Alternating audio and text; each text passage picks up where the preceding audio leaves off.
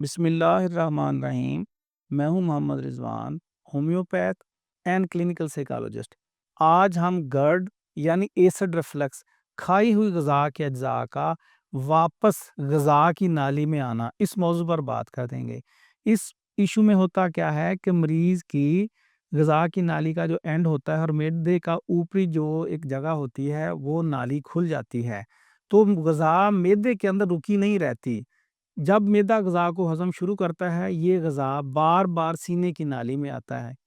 اس غذا میں چونکہ ایسڈ شامل ہوتا ہے جو غذا معدہ ہضم کر رہا ہوتا ہے، جب یہ غذا اوپر نالی میں آتی ہے تو اس سے کافی سارے مسائل مریض کو پیدا ہوتے ہیں، جس میں سینے میں جلن ہونا، ڈکار آنا، ان ڈکاروں میں بار بار ایسڈ کا اوپر آنا، جس کی وجہ سے مسلسل سینے میں درد رہتی ہے، بہت جلن رہتی ہے۔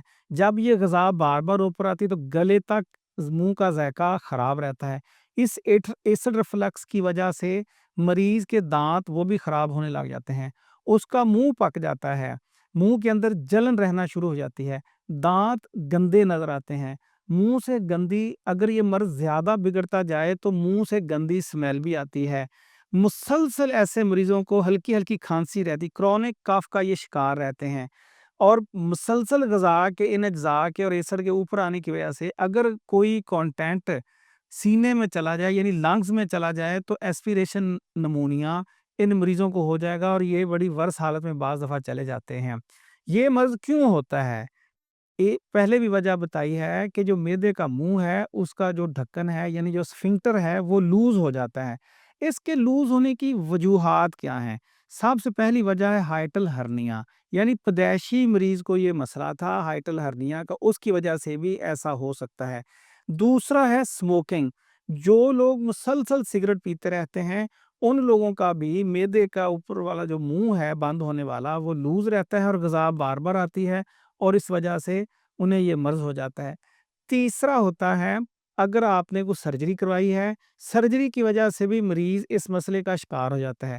جسم کے کسی حصے میں درد ہے اور مریض کوئی درد کی دوائی اینسیڈ مسلسل لے رہا ہے، اس کی وجہ سے بھی گرڈ کا مسئلہ مریض کو ہو سکتا ہے۔ پریگنینسی میں بھی یہ مسئلہ ہو جاتا ہے۔ مریض کا اگر وزن زیادہ ہے، اوور ویٹ مریضوں کو بھی اس مسئلے کا بہت زیادہ سامنا کرنا پڑتا ہے۔ اس کے ساتھ ساتھ اگر آپ ڈپریشن یا انزائٹی کا شکار ہیں اور کافی دیر سے اینٹی ڈپریسنٹ یعنی ایس ایس آر آئیز لے رہے ہیں، مسلسل ایس ایس آر آئیز کے لینے سے بھی آپ اس مرض کا شکار ہو جائیں گے۔ جتنے بھی ڈپریشن کے لوگ ہیں اور مسلسل دوائیاں کھا رہے ہیں ان کو یہ مسئلہ ہوتا ہے۔ جیسے ہی یہ لوگ بات کر رہے ہوں غذا منہ کو آتی ہے، اگر یہ لیٹیں تو اکثر انہیں جلن ہوتی ہے اور انہیں اٹھ کے بیٹھنا پڑتا ہے، کیونکہ غذا اسفنکٹر کی کمزوری کی وجہ سے سینے کی نالی میں آ جاتی ہے، اور رات کو ان مریضوں کو، گرڈ کے مریضوں کو کئی دفعہ اٹھ کے بیٹھنا پڑتا ہے، کیونکہ انہیں شدید جلن ہوتی ہے یا انہیں ہاف الٹی یعنی دل خرابی والی سچویشن ہوتی ہے، اور ان کی نیند بڑی ڈسٹرب گزرتی ہے۔ اگر آپ یا آپ کے گھر میں کوئی مریض اس مرض کا شکار ہے اور اس نے مختلف ادویات کھا لی ہیں، مختلف اسپیشلسٹوں کو دکھا لیا ہے، مختلف طریقہ علاج اپنا لیے ہیں، لیکن اس مرض سے آپ کے مریض کی یا آپ کی جان نہیں چھوٹی، تو سب سے پہلے جو کچھ احتیاطیں ہیں وہ کریں۔ پہلی، آپ ایکسرسائز شروع کر دیں، ہلکی ہلکی صبح کو جینٹل واک کریں۔ جینٹل واک سے اگر آپ وزن کے کا شکار ہیں، اگر سٹریس انزائٹی کا شکار ہیں یا کوئی اور مسائل ہیں، تو آپ جب اس مسئلے سے نکلیں گے ایکسرسائز کی وجہ سے یہ مسئلہ بہتر ہو جائے گا۔ دوسرا، سپائسی فوڈز کھانے والوں کو بھی اینڈ پہ گرڈ کا شکار ہونا پڑتا ہے۔ آپ کو ہوٹلنگ اور جو سپائسی چیزیں ہیں ان کو چھوڑنا پڑے گا۔ تیسرا، آپ اپنی خوراک عصر کے بعد مغرب کی نماز سے پہلے پہلے رات کا کھانا کھا لیں اور چلیں پھریں، تاکہ جو غذائی اجزاء ہیں معدے سے سارے اسمال انٹسٹائن میں 2-3 گھنٹے میں پہنچ جائیں۔ اگر غذائی اجزاء معدے سے چھوٹی آنت میں پہنچ جائیں گے تو ری گرجیٹیشن یعنی واپس غذا کی نالی میں آنے کے چانسز بہت کم ہو جاتے ہیں۔ آپ وقتی طور پر اس مسئلے سے فزیکلی ہیلپ سے آپ بچ سکتے ہیں۔ جینٹل واک اور چائے سے بچ جانا وہ بھی ایک بہت اچھا اس کا سپورٹیو سٹیپ ہے۔